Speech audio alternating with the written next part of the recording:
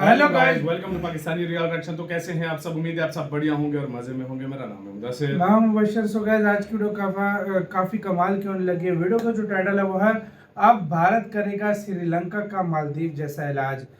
6-7 महीने में ऐसा श्रीलंका का मालदीव का भारत ने इलाज किया कि मोइजू आके सिरा अब झुका हुआ है भारत के सामने। कितना मोइजू अकड़ता था, लगता है अब श्रीलंका भारत के सामने अकड़ रहा है, क्योंकि बहुत बड़ी कोई एंटी इंडिया सरकार उधर आई है। तो भाई अब क्या भारत उसका इलाज करेगा, सारा इस वीडियो के अंदर देखेंगे।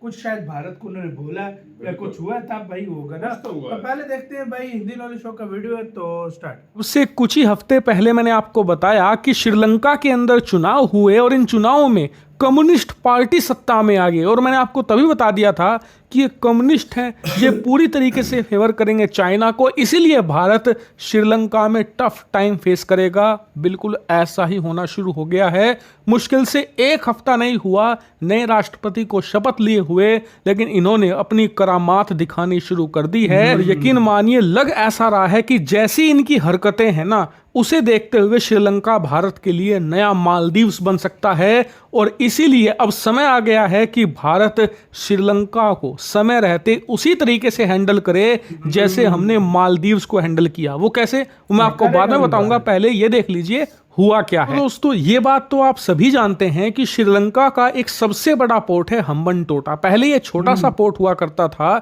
जहां पर छोटी छोटी शिप आया करती थी, लेकिन चीन ने श्रीलंका को लालच दिया कि हम इसे बड़ा बना देंगे, विशालकाय, एक प्रॉपर एयरपोर्ट बनाकर देंगे, जिससे होगा ये कि इसका इस्तेमाल व्यापार के लिए और देश भी करेंगे, जिससे कि कमाई होगी इतनी ज़्यादा कि श्रीलंका की अर्थव्यवस्था दिन दोगुनी रात चौगुनी रफ्तार से बढ़ जाएगी।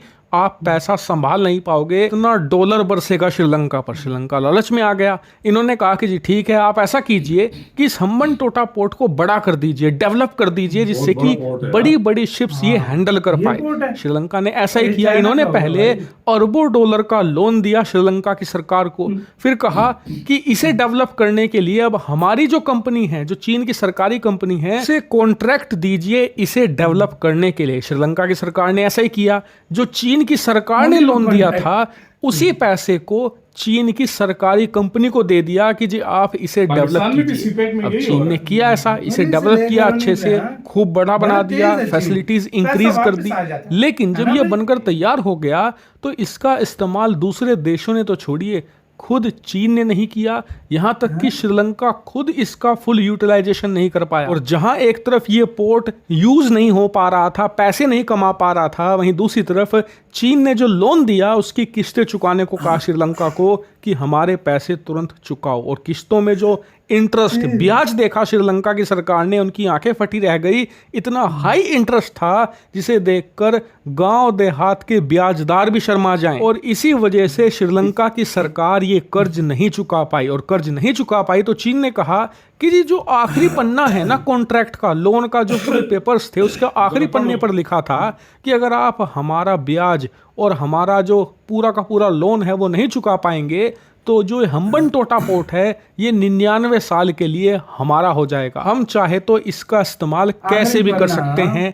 और इस शर्तों को देखकर एक बार को श्रीलंका में प्रदर्शन भी हुए, लेकिन श्रीलंका की सरकार ने कॉन्ट्रैक्ट साइन करके रखा था, वो पीछे नहीं हट सकते थे। इसी वजह से हम्बनटोटा पोर्ट 99 साल के लिए चीन के हाथों में चला गया।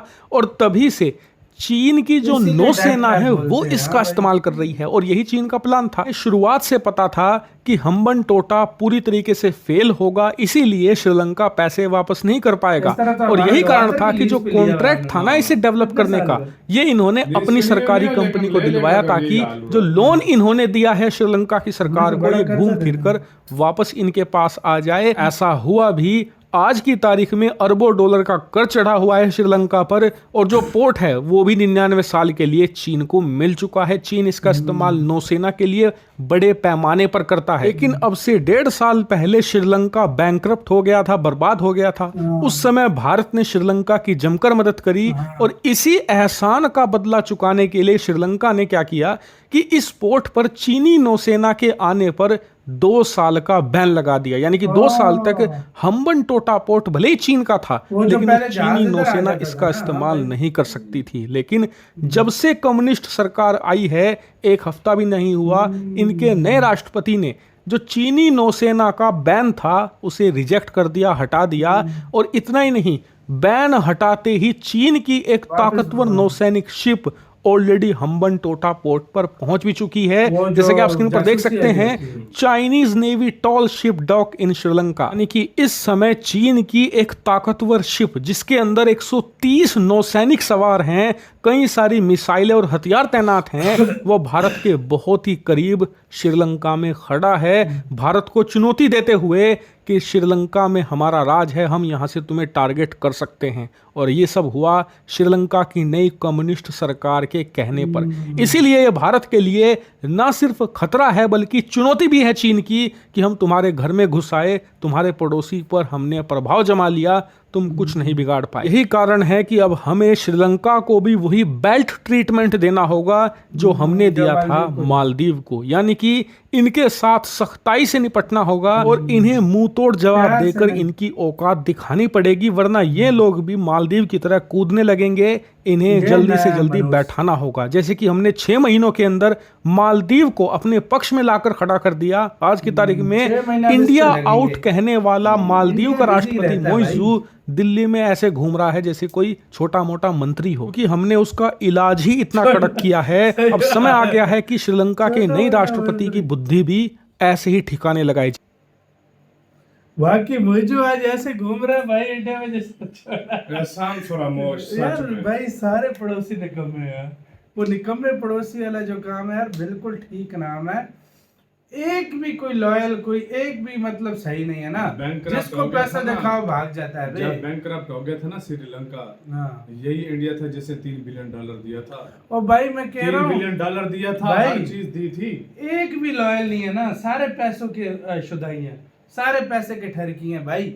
बेशक बांग्लादेश हो, चाहे नेपाल हो, चाहे भूटान हो, भूटान को भी पैसा श्रीलंका दिखाओ भी वो दे भी दो। भाग जाता है वो एक भाई। टाइम पे बिगड़ भी हाँ, गया बिगड़ था। भी गया था।